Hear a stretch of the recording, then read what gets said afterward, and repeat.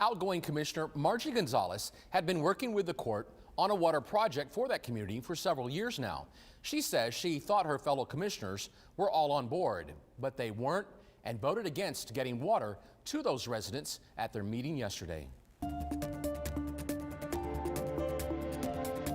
A house fire a couple of years ago in Tecolote claimed the life of a young man. There was no running water to the house for the fire to be put out. That's what helped spur Jim Wells County Commissioner Margie Gonzalez to try and get running water to this small community.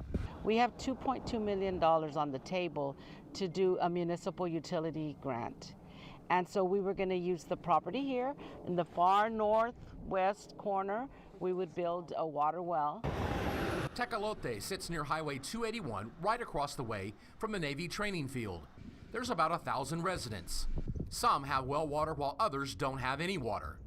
Commissioner Gonzalez's idea was to put the community water well here on property the county already owns.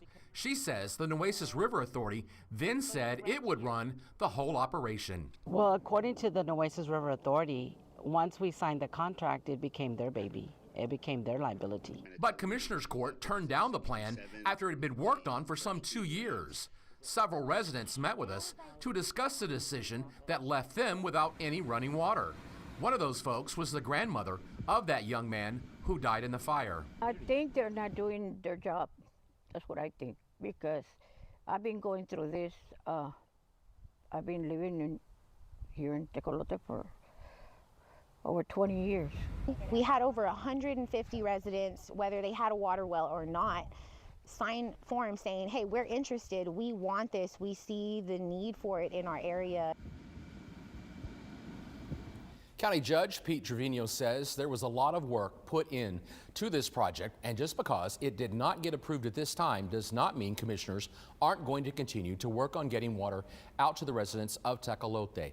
Now, Commissioner Gonzalez says she's going to form a 501c once she leaves office and get the water project done that way, but it's going to take several more years for all that to happen than it would have if commissioners had simply said yes.